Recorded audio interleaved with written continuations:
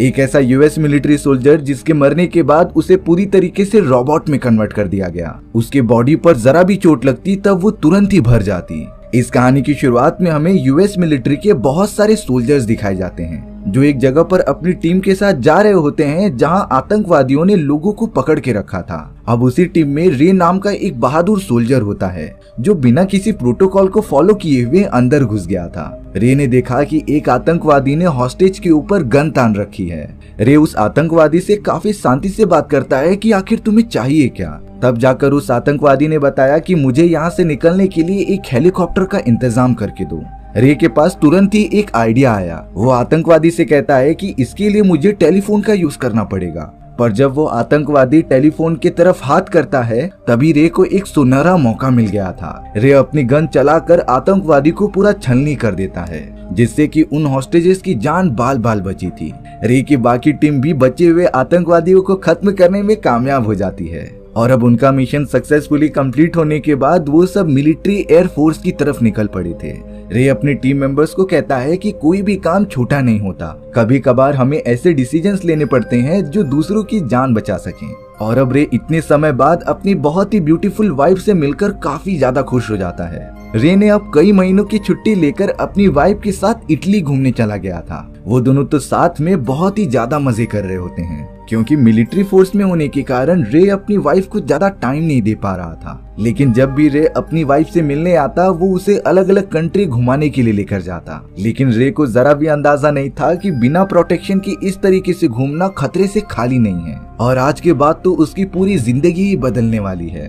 अब अचानक रे और उसकी वाइफ को कुछ आतंकवादियों ने किडनैप कर लिया होता है जो शायद उसी टेररिस्ट ग्रुप का हिस्सा थे जिसे कि रे ने खत्म किया था। उन आतंकवादियों के लीडर का नाम मार्टिन एक्स होता है जो अब लगातार रे से कुछ इन्फॉर्मेशन निकलवाने की कोशिश कर रहा था। रे तो साफ साफ कहता है कि भले ही तुम मुझे मार दो लेकिन मैं वो इन्फॉर्मेशन बताने नहीं वाला। लेकिन यहाँ मार्टिन के पास एक दूसरा रास्ता था। उसने रे को मारने से पहले उसकी वाइफ को ही जान से मार दिया। रे बहुत ही ज्यादा दुखी होकर चिल्लाने लगता है क्योंकि उसके लाइफ में सिर्फ उसकी एक वाइफ ही बची थी जो उसका सहारा बनती थी और अब सर में गोली लगने के कारण उसकी वाइफ मर चुकी है। रे तो बहुत ही ज्यादा गुस्से में आकर मार्टिन और उसके लोगों से कहता है कि अगर मैं छूट गया तो अब तुम सभी को मरने से कोई भी नहीं रोक सकता। लेकिन अब तो मार्टिन के लोगों ने गन की मदद से रे को भी गोली मार दी थी। सब कुछ एकदम से खत्म होने जैसा लग रहा था लेकिन ये तो एक नए फ्यूचर की शुरुआत थी। अब यहाँ पर रे कई दिनों बाद अपनी आंखें खोलता है जो नोटिस कर रहा था कि वो एक लेबोरेटरी में है और उसके बॉडी पर बहुत सारे वायर्स लगे हुए हैं। रे तो उठने की बहुत कोशिश करता है लेकिन वो ठीक से चल भी नहीं पा रहा था। तभी वहाँ कैथी नाम की एक लड़की आ जाती है जो रे को संभाल रही थी। कैथी ने रे को बताया कि तुम बहुत ही कम समय में रिकवर हो चुके हो लेकिन फिलहाल तुम्हें आराम करने की जरूरत है। अब तो वहाँ डॉक्टर हार्डी नाम की एक वैज्ञानिक आ गए थे जो रे को बता रहे थे कि तुम राइजिंग स्पिरिट टेक्नोलॉजी के अंदर हो। ये एक ऐसी गवर्नमेंट की सीक्रेट ऑर्गेनाइजेशन है जो अलग अलग चीजों पर रोबोटिक एक्सपेरिमेंट करती थी। और अब डॉक्टर हार्डी ने रे को बताया कि तुम मर चुके थे लेकिन गवर्नमेंट ने तुम्हारी बॉडी हमें एक्सपेरिमेंट करने के लिए दे दी और लकीली ये एक्सपेरिमेंट सक्सेसफुली कंप्लीट हो चुका है। तुम अभी जिंदा हो जिसका मतलब हमारा बरसों का एक्सपेरिमेंट अब काम कर रहा है क्योंकि ये एक्सपेरिमेंट वो कई सालों से ट्राई कर रहे थे लेकिन उन्हें वैसा रिजल्ट नहीं मिल रहा था जैसा कि रिक्वायर्ड था।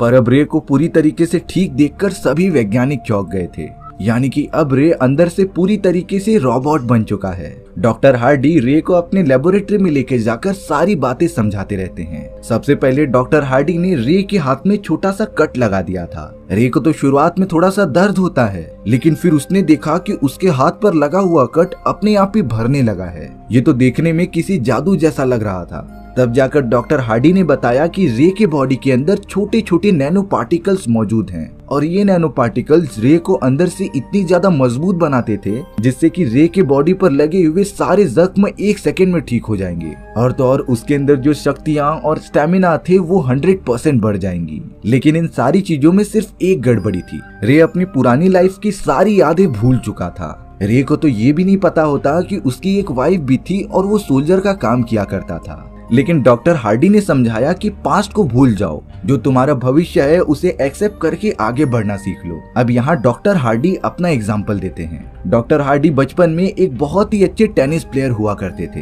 लेकिन उन्हें कैंसर होने के कारण उनका एक हाथ काटना पड़ा और तब से ही उनका बैडमिंटन प्लेयर बनने का सपना टूट गया। लेकिन उन्होंने इस तरीके से हार नहीं मानी। जब उन्होंने ये सीक्रेट ऑर्गेनाइजेशन चालू किया तब डॉक्टर हार्डी ने अपने लिए एक रोबोटिक हाथ बना दिया था जो नॉर्मल हाथ से काफी पावरफुल होता है, और ये रोबोटिक हाथ वो सारी चीजें कर सकता था जो नॉर्मल हाथ नहीं कर सकते। यानी कि अब डॉक्टर हार्डी के पास एक नया भविष्य है। वो तो गवर्नमेंट के सोल्जर्स के लिए एक ऐसी टेक्नोलॉजी बिल्ड करना चाहते थे जिससे कि कोई भी ना मरे, और जो भी सोल्जर्स घायल हुए हैं उनकी मरम्मत रोबोटिक टेक्नोलॉजी ही करे, जिससे कि उन सोल्जर्स की एफिशिएंसी और पावर 100 गुना बढ़ जाएगी। अब डॉक्टर हार्डी रे को लेकर अपने उन सोल्जर्स के पास आ जाते हैं जो जंग के दौरान बहुत ही ज्यादा घायल हो चुके थे, लेकिन ये एडवांस रोबोटिक टेक्नोलॉजी उनके बॉडी पर अप्लाई करने के बाद वो पूरी तरीके से ठीक हो गए। जैसे कि जिमी नाम के एक सोल्जर के दोनों पैर कट चुके थे, लेकिन अब रोबोटिक पैर लगाने पर वो पूरी तरीके से चल सकता है।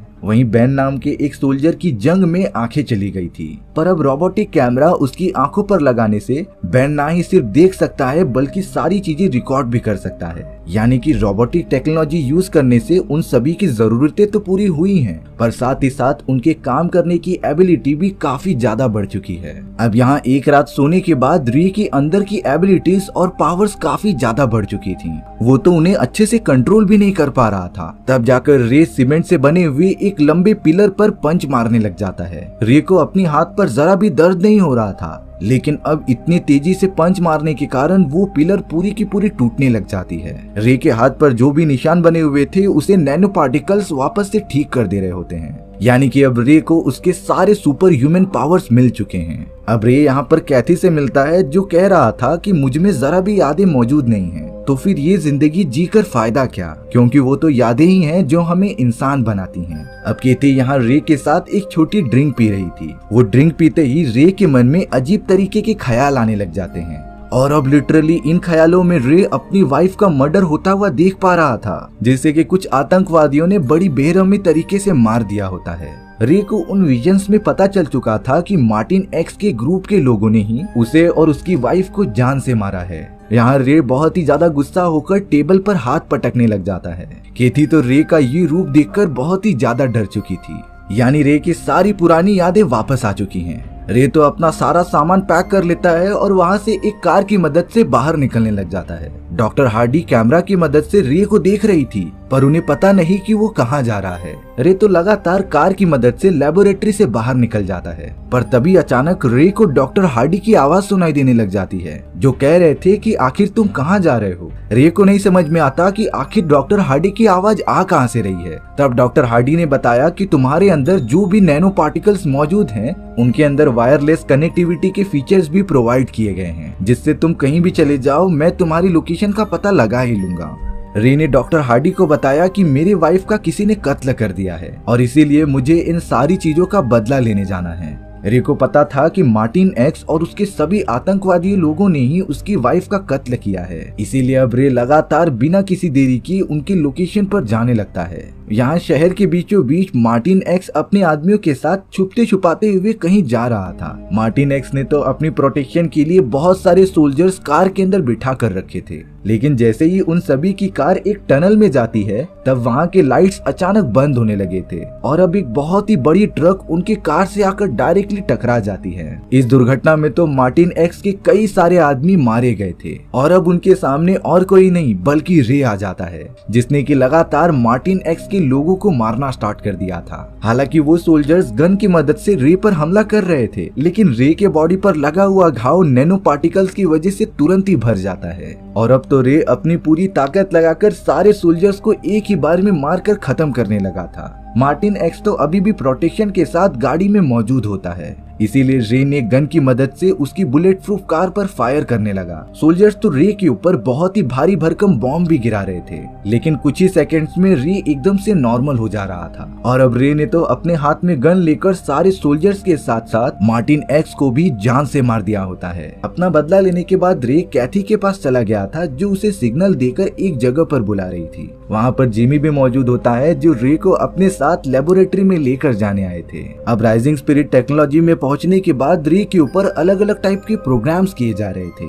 सबसे पहले तो डॉक्टर हार्डी की टीम ने उसकी पुरानी सारी मेमोरीज डिलीट कर दी होती हैं। पर अब यहाँ एक शॉकिंग बात पता चल रही थी कि डॉक्टर हार्डी रे के दिमाग की सारी यादें मिटा ही नहीं रहे थे, बल्कि उसके अंदर एक नई यादें इंक्लूड कर रहे थे। ये वो यादें थी जो रे के साथ कभी हुई ही नहीं होती। कैथी भी ये देखकर थोड़ा सा शॉक रह जाती है कि आखिर डॉक्टर हार्डी रे के साथ ऐसा क्यों कर रहे हैं। और अब डॉक्टर हार्डी की टीम ने रे के दिमाग में वो यादें भर दी थी जिसमें कि बैरिस नाम के एक टेररिस्ट ने रे की वाइफ का कत्ल कर दिया है। और अब उठने के बाद जब रे को ये सारी यादें वापस आएंगी तब वो डायरेक्टली चला जाएगा बैरिस को मारने के लिए। दरअसल इन सारी चीजों का मतलब ये था कि डॉक्टर हार्डी रे को एक वेपन की तरह इस्तेमाल कर रहे थे। इससे पहले जब रे को मार्टिन एक्स के विजन्स आ रहे थे कि उसने उसकी वाइफ को मार दिया, उसे तो डॉक्टर हार्डी ने रे के दिमाग में इंसर्ट किया था जिससे कि वो रे की मदद से मार्टिन एक्स को जान से मरवा दे। और अब बारी थी बैरिस की। डॉक्टर हार्डी की टीम सेम टू सेम वही सारे प्रोसेस वापस से करने लग जाते हैं। रे को उठाने के बाद उसके दिमाग में वो विजन्स मौजूद थे कि बैरिस ने उसकी वाइफ को मर्डर किया है, इसीलिए अब वो निकल पड़ा था बैरिस को खत्म करने के लिए। डॉक्टर हार्डी की टीम लगातार रे पर नजर रख रही थी, यानी कि वो सब इस तरीके से रे का यूज करके किसी को भी मरवा सकते थे। अब हमें बैरिस का एक छोटा सा हेडक्वार्टर दिखाया जाता है जिसके अंदर निक नाम का एक प्रोग्रामर जो कि बैरिस के लिए ही काम किया करता था, वो उसके पास बहुत ही ज्यादा कीमती EMP बॉम्ब लेकर आता है। ये बॉम्ब कई किलोमीटर की दूरी को पूरी तरीके से डिस्ट्रॉय कर सकता था, पर अब बदकिस्मती से उस जगह पर रे पहुंच जाता है जिसने देखते ही देखते बैरिस के सभी आदमियों को मारना स्टार्ट कर दिया था। और अब अंत में वो बैरिस के सामने गन पॉइंट करके खड़ा होता है। बैरिस तो रे से कह रहा था कि आखिर तुम हो कौन। तब जाकर रे ने बताया कि तुमने मेरी वाइफ का कत्ल क्यों किया। बैरिस कहता है कि मैंने तो ऐसा कुछ भी नहीं किया है और मैं तुम्हें जानता भी नहीं। पर अब अगले ही मोमेंट में रे ने बैरिस को बुरी तरीके से मार दिया था। रे जब अपना काम खत्म करके वापस लौट रहा होता है तभी वो अचानक से बेहोश हो गया था, जिसके बाद निक ने रे को उठाया और उसे अपने लेबोरेटरी के अंदर लेकर आ गया। EMP बॉम्ब के रेडिएशन की वजह से वहाँ डॉक्टर हार्डी की पूरी टीम रे को डिटेक्ट कर ही नहीं पा रही थी। थोड़ी देर उठने के बाद रे निक पर हमला करने चला जाता है, लेकिन निक ने बताया कि मैं तुम्हारा दुश्मन नहीं हूँ, बल्कि मुझे तो तुम्हें एक बहुत ही ज्यादा सीक्रेट बात बतानी है। निक ने तो रे की पूरी बॉडी का स्कैन कर लिया होता है, जिससे निक को पता चला कि रे के दिमाग में जो भी यादें भरी गई हैं, वो पूरी तरीके से आर्टिफिशियल हैं, यानी कि वो सारी यादें रे के साथ कभी हुई ही नहीं थी। रे को भी ये बात कंफ्यूजिंग लगती है कि हर बार जब वो सोकर उठता था तब उसकी वाइफ का कत्ल किसी और ही आदमी ने किया होता है। यहाँ निक ने रे के ब्लड में थोड़ा सा एक्सपेरिमेंट करने के लिए उसका थोड़ा सा खून ले लिया था, जिसके अंदर बहुत सारे नैनो पार्टिकल्स मौजूद होते हैं। निक भी इतनी एडवांस टेक्नोलॉजी को देखकर काफी ज्यादा दंग रह गया था। पर अब इन सारी चीजों की वजह से रे का सारा शक डॉक्टर हार्डी पर चला जाता है, क्योंकि शुरुआत से ही वही रे के ऊपर अपनी लेबोरेटरी में एक्सपेरिमेंट कर रहे हैं। इसीलिए अब रे एक बार ट्राई करने के लिए उसी जगह पर चला जाता है जहाँ पर वो और उसकी वाइफ पहले रहा करते थे। और अब तो लकीली रे को उसकी वाइफ जिंदा मिल चुकी होती है, यानी कि रे की वाइफ का कभी मर्डर हुआ ही नहीं था। रे अपनी वाइफ से कहता है कि अब हम वापस से नई जिंदगी की शुरुआत कर सकते हैं, लेकिन रे की वाइफ ने कहा कि तुम कैसी बातें कर रहे हो, हमने तो ये सारी चीजें पहले ही डिसाइड कर ली थी कि हम अलग हो जाएंगे और अब मेरी एक दूसरी फैमिली है। रे ने सिर्फ इतना पूछा कि हमें मिले हुए कितना समय हो चुका है। उसकी वाइफ ने बताया कि हमें लगभग 5 साल से ज्यादा हो चुके हैं। रे इन सारी बातों को सुनकर बहुत ही ज्यादा दुखी होकर वहाँ से निकल पड़ता है। वो तो बहुत ही ज्यादा इमोशनल हो चुका था, क्योंकि अब चाहे कुछ भी हो जाए उसकी वाइफ उसके पास नहीं आएगी। वो तो अब अपनी दूसरी लाइफ में बिजी है। अब यहाँ रे सड़क पर जिस कार में जा रहा होता है तभी अचानक जिमी और बैन रे की कार को ठोकर मार देते हैं। रे कार से बाहर निकल के कुछ समझ पाता इससे पहले जिमी ने रे के ऊपर एक छोटी सी चिप फायर कर दी थी। रे के बॉडी पर वो चिप लगने पर उसका पूरा हाथ ब्लू कलर का होने लगा था। रे उस चिप को कैसे भी निकालता है और वहाँ से भागने लग जाता है। जिमी और रे भी अपने सारे एडवांस इक्विपमेंट्स लेकर रे के पीछे पड़ गए थे। उन्होंने तो रे की पोजीशन का पता लगाने के लिए आसमान में बहुत सारे बुलेट्स फायर किए और अब वो छोटे छोटे बुलेट्स ड्रोन्स बन जाते हैं जो चारों तरफ घूमकर रे की लोकेशन का पता लगाने लग गए थे। अब यहाँ रे को पता चल चुका था कि वो चारों तरफ से घिर चुका है, इसीलिए वो पुलिस वालों की गन लेकर लगातार बैन और जिमी पर हमला करने लग गया था। वो दोनों भी रे पर पलटवार करते हैं, पर अब इतनी ज्यादा हाथापाई होने के कारण वो सब हाईवे पर आ गए थे, जिससे कि अब एक बहुत ही बड़ी ट्रक उनके ऊपर चढ़ चुकी थी। जिमी का वो बनाया गया आर्टिफिशियल पैर पूरा का पूरा टूट जाता है, पर रे के बॉडी पर जो भी चोट लगी थी वो तो कुछ ही मिनटों के अंदर पूरा रिकवर हो जाती है। अब यहाँ रे जैसे ही सभी को मारने जाता, बेन पीछे से आकर उसके बॉडी पर छोटा सा चाकू मार देता है, जिससे कि अब रे तुरंत ही बेहोश हो गया था। डॉक्टर हार्डी ने रे को तुरंत ही लेबोरेटरी में लाने का आदेश दे दिया होता है, पर अब डॉक्टर हार्डी को यहाँ पता था कि प्रोग्रामर जिसका नाम निक है उसके पास रे के नैनो पार्टिकल्स की थोड़े से सैंपल्स मौजूद हैं और वो चाहे तो उतनी नैनो पार्टिकल्स की मदद से रे की प्रोग्रामिंग चेंज कर सकता है। इसीलिए अब डॉक्टर हार्डी ने कैथी को ये आदेश दे दिया था कि वो निक को जाकर खत्म कर दे। हालांकि शुरुआत में कैथी इस बात के लिए मना कर रही होती है, पर तभी डॉक्टर हार्डी ने अपने हाथ पर लगे हुए वायरलेस कंट्रोल की मदद से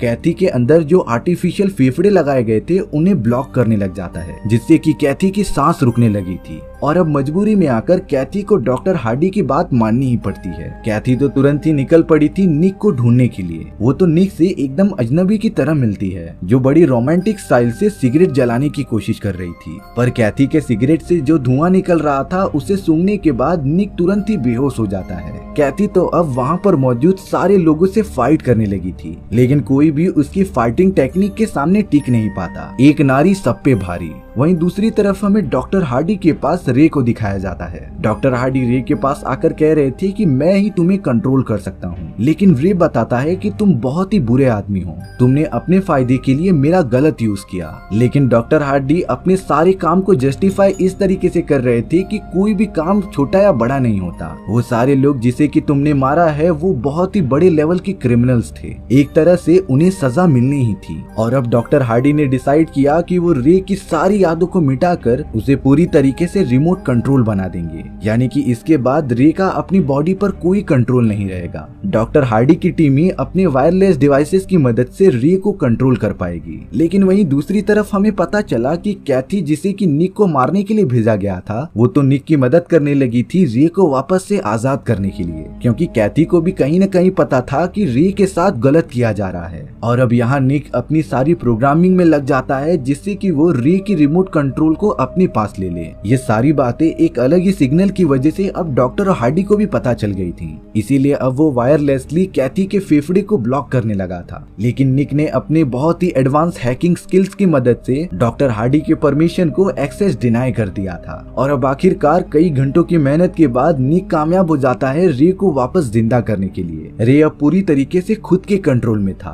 पर अब बुरी खबर ये थी कि जिमी जिसके आर्टिफिशियल पैर टूट चुके थे, उसने तो डॉक्टर हार्डी द्वारा बनाए गए बहुत ही एडवांस वेपन्स पहन लिए होते हैं, जिससे कि जिमी की पावर्स काफी ज्यादा बढ़ गई थी। और अब जिमी निकल पड़ता है रे से उसका बदला लेने के लिए। रे और जिमी एकदम से आमने सामने थे और अब देखते ही देखते उन दोनों के बीच एक घमासान फाइट चालू हो जाती है। जिमी तो अपने बड़े बड़े आर्टिफिशियल हैंड की मदद से रे पर हमला कर रहा था और अब जिमी का साथ देने के लिए वहाँ बेन भी पहुंच जाता है, जो दोनों मिलकर रे को लगातार चोट पहुंचाने की कोशिश कर रहे थे। लेकिन अब तो रे बहुत ही ज्यादा गुस्सा हो चुका था, मानो उसके अंदर के नैनो टेक्नोलॉजी की पावर्स और भी ज्यादा बढ़ती जा रही होती हैं। रे ने सबसे पहले बेन को बहुत ही ज्यादा मारा और उसे नीचे फेंक दिया और अब अंत में रे ने जिमी के दोनों आर्टिफिशियल हैंड को तोड़ दिया होता है, जिससे कि जिमी की पूरी बॉडी ही डिस्ट्रॉय हो चुकी थी। यहाँ डॉक्टर हार्डी एक कार में बैठकर वहाँ से भागने की कोशिश कर रहे होते हैं। तभी पीछे से जिमी का वही टूटा हुआ आर्टिफिशियल हैंड आकर कार के अंदर लग जाता है, जिससे कार खराब होने के कारण चल नहीं सकती थी।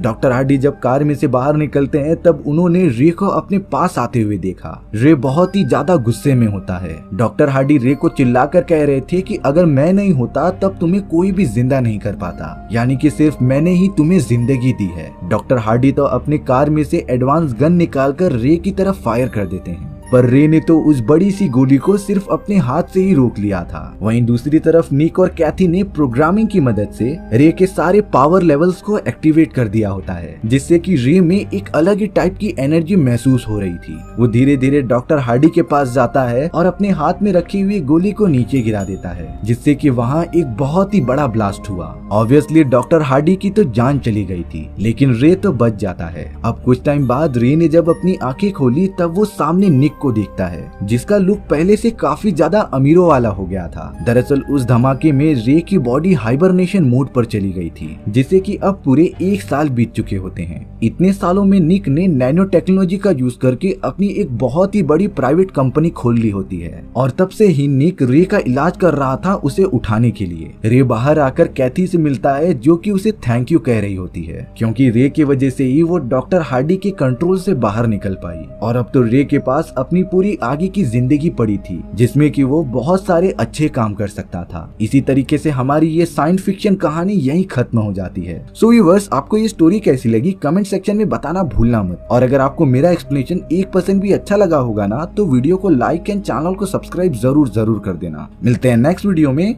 Bye bye.